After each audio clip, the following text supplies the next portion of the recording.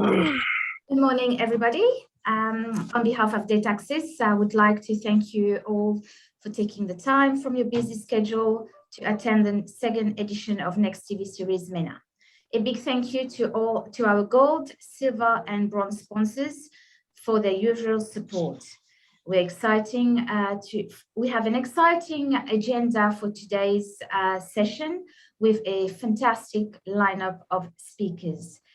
Before we get into today's first panel discussion, I would like to just show you what will happen on today's agenda. So we will start shortly after my welcoming speech. We will have a discussion on FTA broadcaster digital transformation, followed by a pay TV and OTT strategic insights.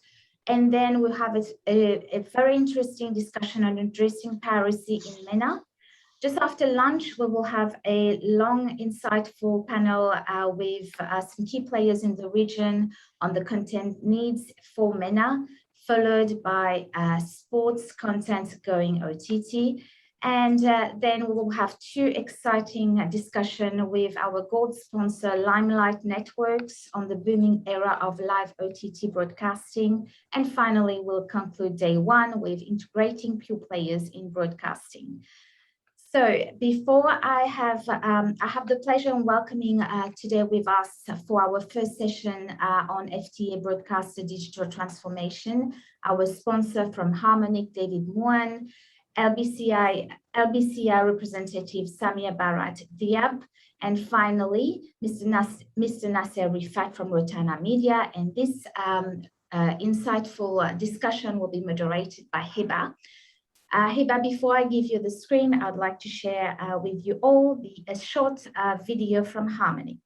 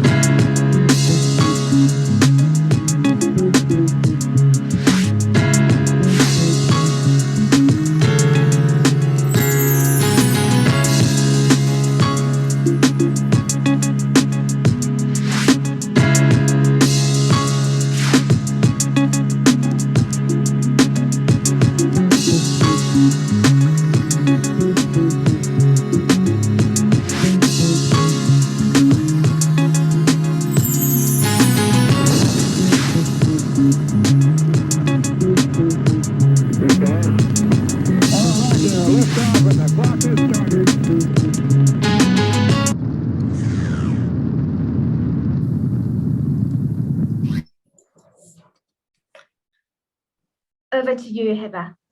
Thank you. That was a very, very interesting video. Thank you for that, David and the team from Harmonic. Welcome to the first panel of the day. I'm very excited to be here because we will be covering very insightful topics with wonderful speakers.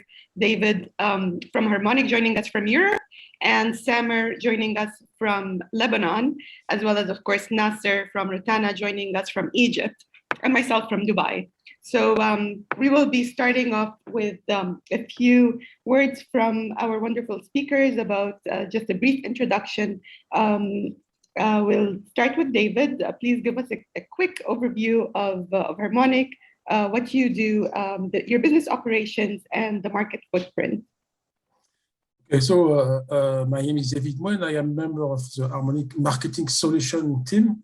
I am in charge of solution for broadcast application, compression, multiplexing, headend for satellite, direct-to-home, terrestrial cable, and also of media processing software which run in a private data center. Harmonic in global is a world leader in virtualized access and video delivery solutions. We enable media companies and service providers to deliver very high quality video services with broadcast and streaming networks. This is our headquarters is based in the Silicon Valley.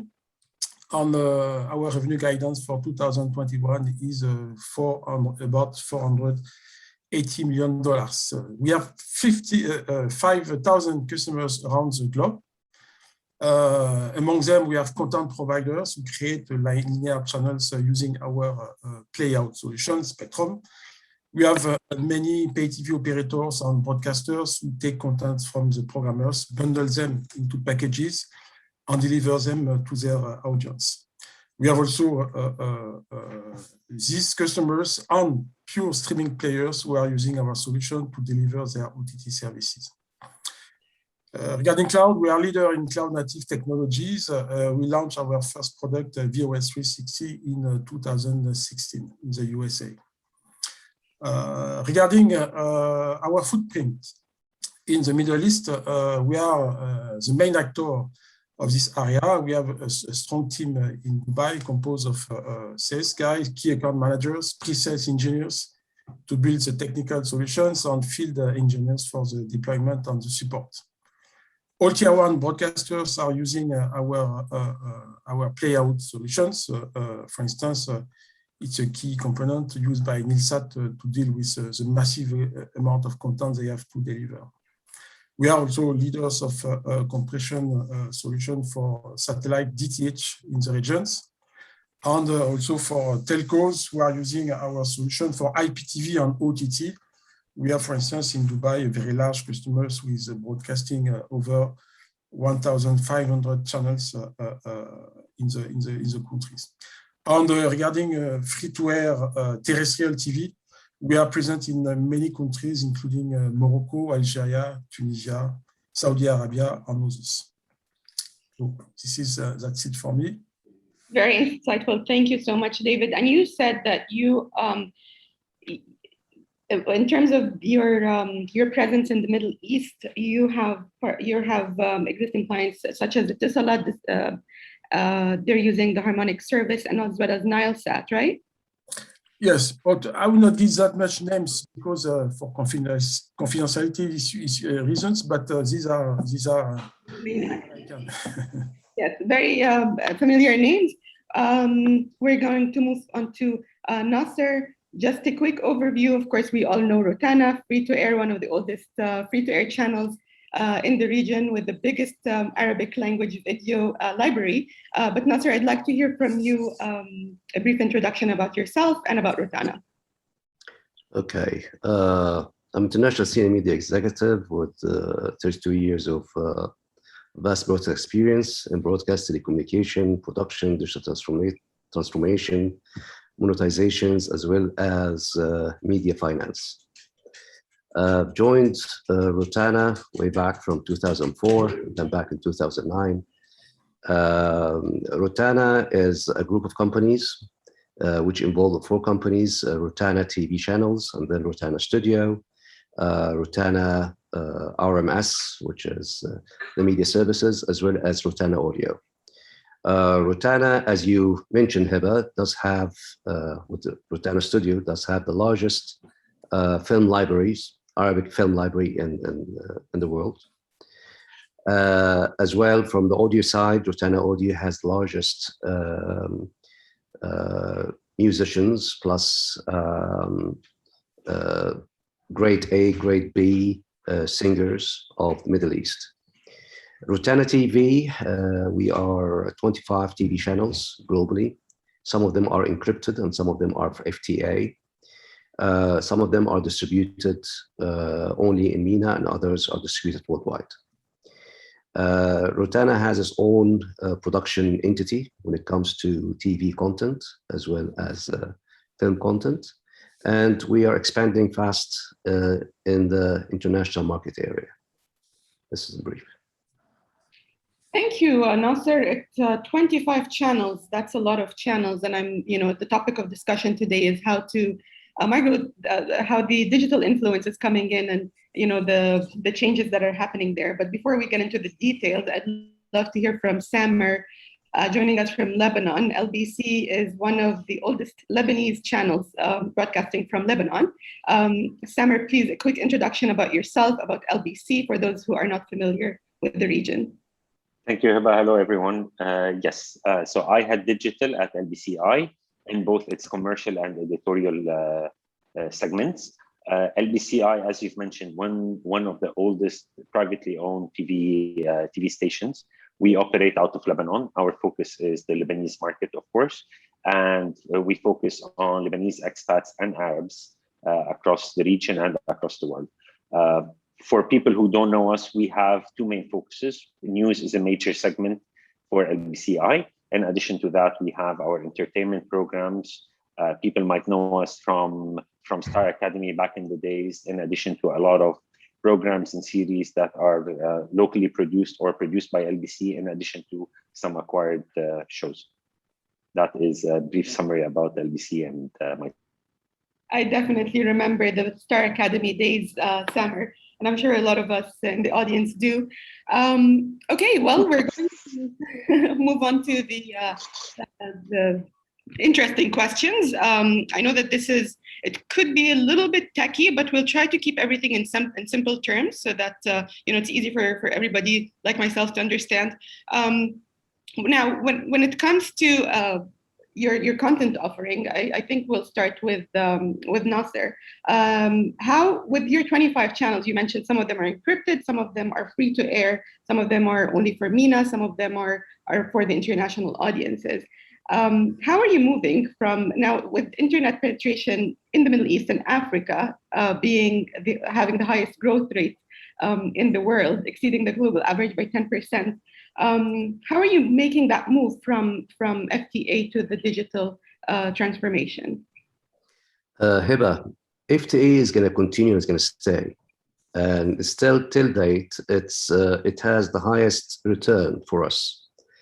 In the digital domain, we do have, this is to answer your question, how we transform into digital world.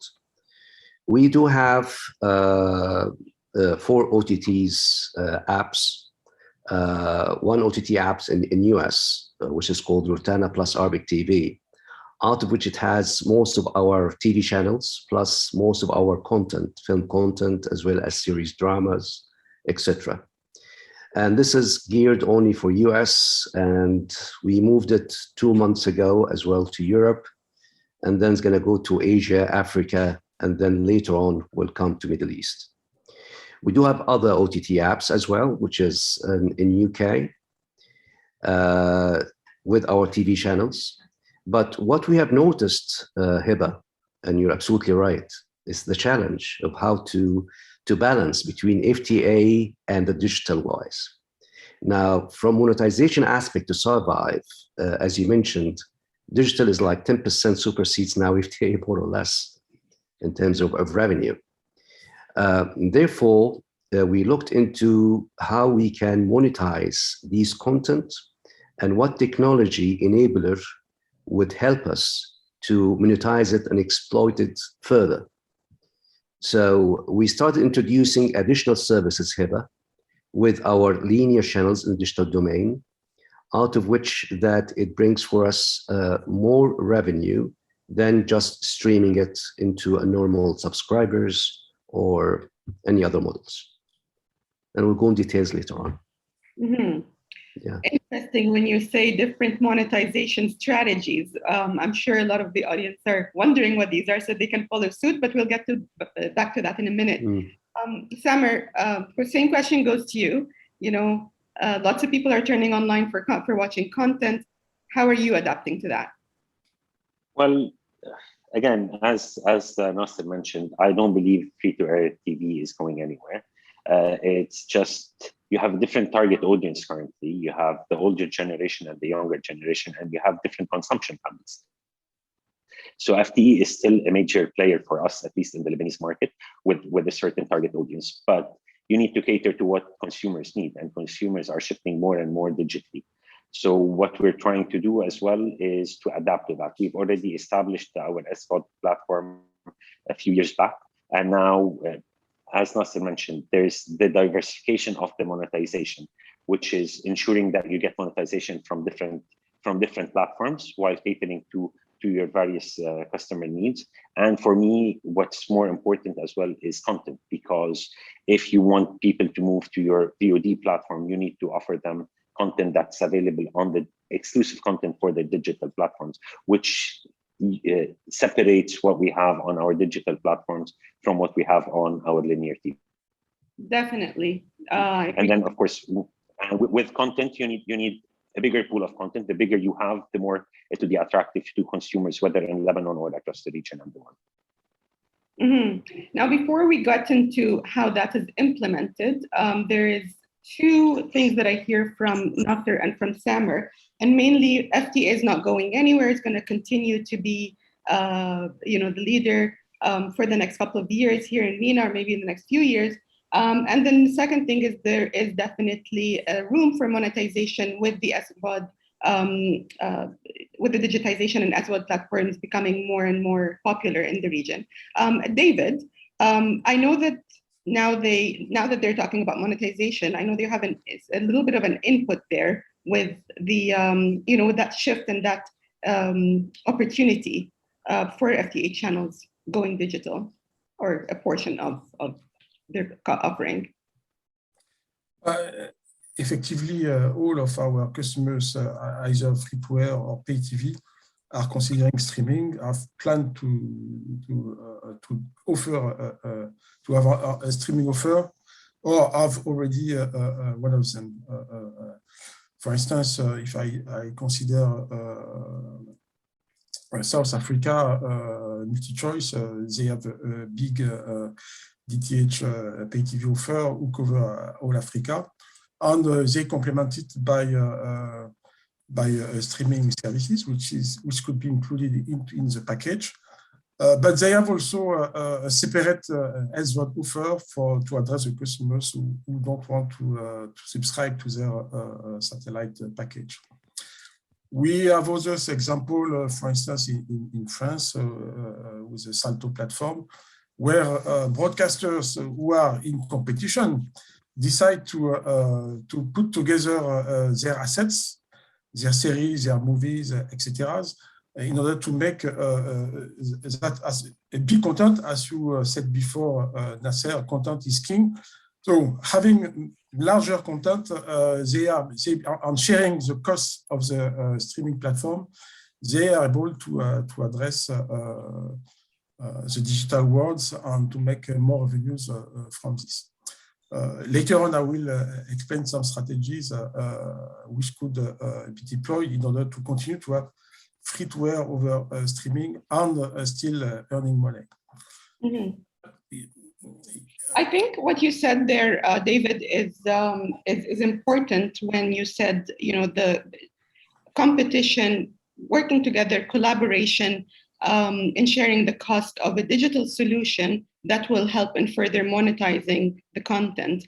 And I know that that Nasser was starting to touch on that, and I know there has been some collaboration efforts in the region particularly, and I'd like to hear from Nasser to elaborate on that and to talk to us more about what you mentioned earlier about monetization. Sure, Hiba. Partnership is the key for the future. No one entity can do it by itself. As of Rotana, we have partnered with Netflix, we have partnered with Shahid, we have partnered with Jawi, we have partnered with most OTTs globally, all the way to Canal Plus in France, Dish in US, etc., etc., etc. So we are partnering with all major OTTs on the world to have either our content as linear stream or as an SVOD or even as an AVOD. This is one. Two, in terms of collaboration comes in different aspects. Collaboration comes in the business model itself, out of which that we do give some content to distributors or OTTs in rev share, but not in MENA. But with rev share comes additional kick on in terms of a subscription base plus minimum guarantee, etc., etc., etc. But a new model has just came out, which we're implementing heavily, which is we call the fast TV. I'm talking now for the linear stream, which is the linear channels or the FTA. So to monetize the FTA in digital domain, FTA is changing to fast TV channels rather than being an FTA. When we say fast TV channels, is that the old model, like what we've done with Etisalat or Do or etc., out of which that we give them our channels and they pay for us a minimum guarantee plus a portion of the subscriptions. This is going to continue, but what is happening globally now, and especially we're doing this in US and Europe, we moved the model to a fast TV model, out of which that we change all our linear ads to targeted ads based on something we call it SCARI technology. SCARI 35 or 14, whatever. Within that, it did open for us a bigger opportunity of monetization. But there are challenges from technology aspects, challenges from getting the ads itself globally. It was a learning curve for Rotana for the last 2 years, but eventually we rolled it out successfully. And I think we were the first TV network in MENA have applied this, as you call it, the ad insertion in your presentation. So this is basically it. Plus there's other models as well, which we'll talk about it further. Mm-hmm. You were the first to apply targeted advertising out of region. You said it's not yet applied in the region for various reasons. On TV network, when you go to IPTVs or into OTTs, but not, of course, the web, what we call it, the web presence. Usually the web presence, HEBA, they used to have a very simple model out of which that you used to have like a pre-roll or post-roll of ads coming from Google or coming from media, whatever, different sources. But this was not sufficient.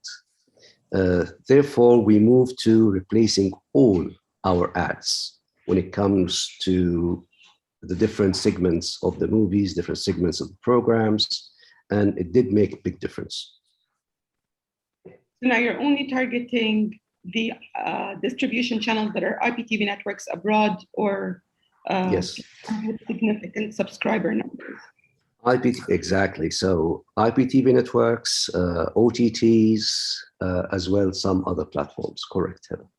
You're absolutely right. I would like to give some compliment to this example. You are right. Fast is something which has a great momentum. It's as you said, it's a free to air, not free to air, but free to streaming, and it's supported by ad.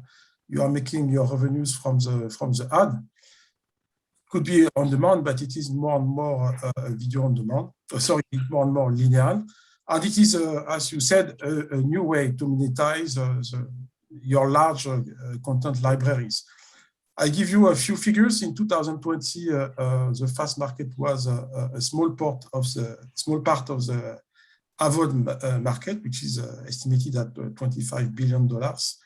And the projection in 2025 says that this market will double and fast will be half of this market. I give you two examples of fast platform.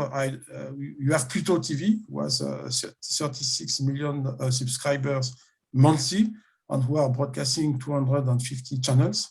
You have also Samsung TV. When you plug your TV set, you start to have numbers of channels. So Samsung TV today has 23 million viewers per month, and they are broadcasting 160 channels. And you are right. When you are doing targeted advertising, when you replace the ad generic ads with ads which are relevant to the people, the revenues increase a lot. The cost per miles or the cost per thousand, this is, let's say, the way to measure the revenues, is 5 times the CPM, the broadcast CPM, and it is 3 times the OTT CPM. So this is a big source of revenues, and the must-have is, of course, to have targeted advertising inside. Yeah. Just the last word. How complex is it to have your channel available on the FAST platform? And I'm on the technical side, of course. I'm not discussing rights, but we have a cloud solution, VOS 360, which is used right now by broadcasters who address FAST platforms. There are multiple in the US, and you can create channels from your assets, from existing assets, with a schedule player, which is available in this solution. We have implemented, and we have millions of simultaneous ad replacement, which are running right now. So we have the server-side dynamic ad insertion solution available in this. And we support all the popular streaming devices. So because you create these channels from your existing content libraries, you deploy it with software in the cloud, and you scale according to your success, then you have really a minimal upfront capital investment to get your FAST channel up and running. Mm-hmm. Ah, okay, David. That sounds interesting. If you allow me, Heba. Yes, for sure. Yeah, can I ask David? Yes. David, you said that providing that we are on the cloud, then we can start monetizing the FAST model within your cloud platform. That's what you said. Yes, exactly. It's interesting, because I did not know this. That's new for me as well, Heba. But I think the key, Heba, for what David have mentioned for all other network is to have their transmission side with SCADA enabled, integrated with their automation system to start, and then all the magic can happen later on. But this is the core foundation, is to have it enabled first for SCADA. Yes. Yeah, absolutely. But we need to talk more, me and you, David, after the session. Of course. Just a few words on the SCADA 35. The SCADA 35 is a signaling message. It is a trigger that the automation inserts in the linear channel according to your decision. So you will say, this ad, I want to replace it, I put SCADA markers. This one, I don't want to replace, I don't put SCADA markers. The playouts can do this under the control of automation. And of course, our Spectrum X playout can do that job. But if you decide that your FAST channel is created from your VOD libraries, for instance, and you use a cost-effective, very cost-effective solution that we call channel assembly in the cloud, our playout in the cloud for channel assembly is also capable to insert this SCADA 35. And the SCADA 35 are the key in the app to trigger the request from that app to an ad decision server, and then to get a customized advertising. That's very interesting. It's very technical. So let me reiterate that to my understanding in simple terms.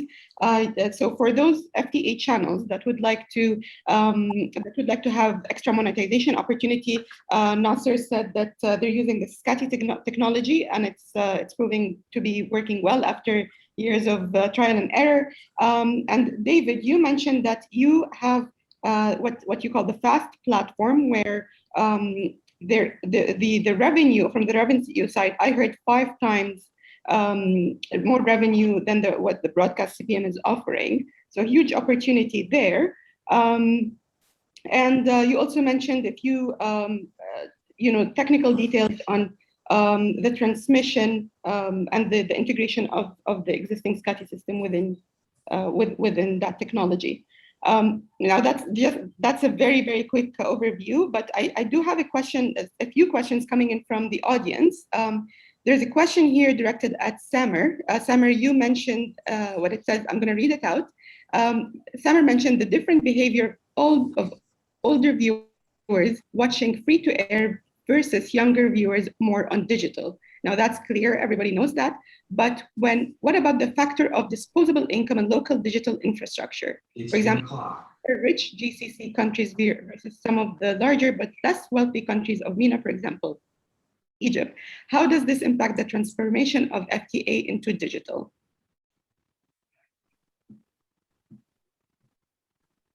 Samer? You're muted, Samer. Hello, Sam. I think we lost Samer. Did we lose Samer? Okay, we do have 15 minutes to go. Time went by really, really fast, so I'm going to try to get onto the next few questions. We did lose Samer. We're going to give him. Can you hear me? Yes. Yes. Welcome okay, back. Sorry. Sorry. This is basically what you were mentioning. Yes. Comparing GCC or rich markets with other markets in the MENA is an important factor. Of course, the infrastructure for digital and for the internet in the Gulf supersedes some of the other markets. But ever since COVID started, there was a big relay on digital platforms, whether for schooling, whether for work. So yes, the infrastructure is not ideal, but it caters for the current needs, at least for the Lebanese market. There is an aim to enhance this, of course, but how does it affect us? It doesn't really, because we figured out that internet penetration within any country is quite high. Now, if we want to talk more about the purchasing power and disposable income, this is a fair point, of course. This is why when we set the prices for our SVOD platform, we take into consideration our Lebanese consumers and their purchasing power. So as we currently stand, our annual and even monthly subscription is quite on the low end, which would allow more consumers to register and to subscribe. Now, as we move forward, there will be more investments done, whether in the infrastructure internally and the technical side, in addition to the content. But as we move forward and we see how, especially our Lebanese economy progresses, then there will be changes to adapt to that, of course. Mm-hmm. And are you looking at, like Rotana, like Nasser said, looking at partnerships, and like also David mentioned that the cost can be more effective with collaboration opportunities? Are you looking into that, or are you actively involved in applying that? For us, our main focus now is our platform. So any investments that we plan to do, I prefer to have it in content to increase our content pool. So whatever the guys spoke about is definitely something that we would look at. But for me, my main focus at this point will be my SVOD platform, in addition to some collaborations that we're doing with third party, whether on the production of the content or for the distribution of this content. Mm-hmm. Thank you, Samer. I'm aware of the time, so there are a few questions that I'm really intrigued by the discussion, and I think we should cover them. And it comes to the challenges. Now we know that there is a lot of opportunity when it comes to digital transformation for the thousands of TV channels that are free-to-air broadcasting on Nilesat, Arabsat, and other satellites in the region. But I want to know, I want to understand from you, David, a bit more. I know you touched upon it a little bit earlier. But when it comes to the challenges, the cost, maybe the distribution smart TV, with the smart TV penetration in the region being relatively low, the piracy, all these challenges, maybe you can continue what you were starting to talk about earlier and give us a little bit of insight with how these free-to-air channels can overcome some of these challenges with the technology that's available. Okay, so the technology to stream is really mature, and you have the choice of deploying it on-prem within your facility, or to have it in the cloud, or to have an hybrid approach. What we see on the model that we see interesting for the customers who have large free-to-air platform is that they could go to the hybrid model where they will use compression technologies to ingest, to prepare these channels and to push this compressed content into the cloud, where we will have what we call the origin functionalities, and these origin functionalities take care of what is encapsulation in the streaming protocols, all what is about time shifting, recording the linear channels, ingesting the video on demand assets, and deliver them as VOD, SVOD, time shifting, and so on. So, given the fast evolution of the demand, you can have 10,000 viewers in the night, and you can have 100,000 the day, and maybe on Saturday night for a big event, you can have a few hundreds. So if you decide to have this origin functionalities on-prem, you will dimension it for the largest audience, and it will cost you a lot. You will have to have a lot of skills in your teams, and they will spend day and night to maintain this big infrastructure. If you decide to have this in the cloud, you will scale the resources, you will scale up and scale down your cost, and you will adjust your cost according to the success of your services. So in the cloud, we have solutions running in the cloud for more than 6 years now. We have giant customers who are delivering over 1,000 channels to millions of subscribers. When you are in the cloud, you benefit also instantaneously of all the new functionalities, improvement of the compression codecs, which drives the cost low, improvement of the targeted advertising, what is also named DAI, digital ad insertion. You will benefit from all of these features. As soon as it is developed for someone in the world, you, in your part of the world, you will benefit of it as well. Means internet, and via internet, you can deliver your service everywhere in the world. So this is another interest. So this the solutions that we see for these free-to-air platforms, hybrid solutions. Mm-hmm. Yes, definitely. The cloud offers a lower cost opportunities for once it's implemented, because it's customizable with the size of the audience tuning in. So that's good to know.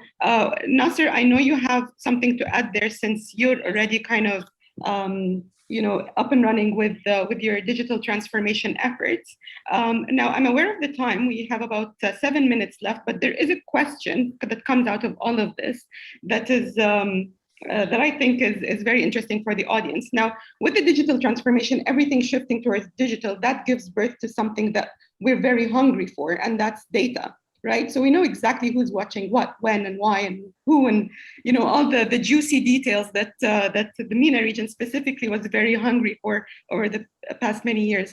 Nasser, now that you're kind of the MENA pioneer in implementing that, with the newly acquired data, how is that affecting data-driven decisions when creating content, or when knowing what kind of content to offer to different demographics? This is a very good question, Hiba. Excellent question. Using, as mentioned, David, we're using DAI and FAST, and as well MHP TV. So the three things. MHP TV, we have it available in NalSat and Arabsat in all our transponders. So within that, Hiba, we get to know exactly who's watching what, which program, which their genders, all their profiles. And this affected, of course, our decision-making process in terms of knowing what content to produce and what content to acquire. And we discovered that in each area, per se, like in Saudi Arabia versus UAE versus North Africa versus Europe versus Turkey versus other areas, each viewers of these regions has different habits, different interests. And from there onwards, what we have done is we started acquiring content and placing content on our fast or die or linear FTA channels based on their demand. But we noticed something even more serious, Heba, that most viewers, they are very much interested in having content which has some sort of interaction. So interactivity is becoming a part of the requirement of day-to-day FTA users. And using FTA, and this is where we are merging the FTA to the digital world, because to get an interactive layer into an FTA, yes, we've been doing it for quite a long time, but it's very basic. But we've noticed that the viewers, they want even further control over the content. They want further control in terms of directing the scene, different controls over the scripting of the scene itself and the story. And this is where we are looking currently in how we implement this in our digital platforms. But to summarize what we have said, FTA, yes, it's going to continue, Heba, merging to digital platforms, to digital, everybody's going that direction because of the monetization aspect and because of the demand by the viewers. Offering different content than FTA, yes, there are different content in the linear digital stream sometimes than the normal FTA, because this is, again, as I mentioned, based on to the requirement per region, per viewer. So it is a bit more sophisticated than normal FTA. And as David mentioned, within the cloud, that you get to cater, that you can develop more flavors of linears based on the viewer's requirement, out of which, yes, it is the future, but when the price goes down, David. Because collaboration is the key, we said before. Yes. You have about 3 minutes left, so I'm going to use this time to thank you so much, Nasser, for summarizing this so beautifully, and summarizing it with the note that we need to look into the price, but like you said, lots of opportunities there for collaboration. I'd like to dedicate those few minutes left, a couple of minutes, for Samer and David to tell us a little bit more, very briefly, about where you see this. What are your plans for the future? And we'll start with David. Our plan for the future is to continuously improve our solution, which run in the cloud, but the same software can run in private data center. On the same software, we make it also available in appliances for on-prem classical broadcast applications. So we are continuously working on what we call channel personalization. This was your topic, Nasser. We are improving again and again all what will help our customers to make more money from their assets. And in a few words, there is another way to go to digital with free-to-air channels, is targeted advertising. It's called DVB-TA. This is a new standard, and we have a customer in Italy who is deploying it. The main idea, in a few words, is that you are sending your DTH or your DTT content free-to-air over the air to the household, to the TV. You have smart TVs in the house which are connected to internet, and these standards and the software which are developed around will allow to perform also targeted advertising, which open a very interesting field, because, as you said, free-to-air is there and is there for a while. So this is another another way, maybe we'll have another opportunity to discuss about what can bring DVD. MHP-TV. Wonderful. Thank you so much, David, for mentioning channel personalization and other technical solutions for the region. Samer, I'd love to hear from you. We've discussed so many different solutions for free-to-air channels, and I'd like to hear from you the final words of what you find interesting. And your Okay, so yes, this free-to-air is, at least for us, for our local market, is still very important. Especially in the news aspect of it, in addition to general entertainment. The future for us is very simple. Technology is ever evolving, and what we need to do is to keep track what's happening and evolve as technology evolves, so that we stay relevant. From a data point of view, this is a gold mine for us, because we get to know what people are viewing on our platforms, and when and how, whether the time spent or whether the genre of content that they are watching, which helps us in basically investing in content that is either produced by LBC through our studios, like many of our shows, or by acquiring shows that are interesting for people. At the end of the day, there are different platforms out there, and people will follow content. If you provide them with content that is exclusive and available for them on digital platforms, they will subscribe, and they will end up watching those content. Definitely. Thank you, Samer. Like you said, and everybody agrees, content is king. And I think it was a very insightful panel. Lots of questions remain unanswered, but hopefully we'll try to cover them on the next panel. Thank you so much for your time. Wonderful speakers, lovely insight. Thank you so much, Nasser, Samer, and David, joining us from different parts of the world. Have a great day, and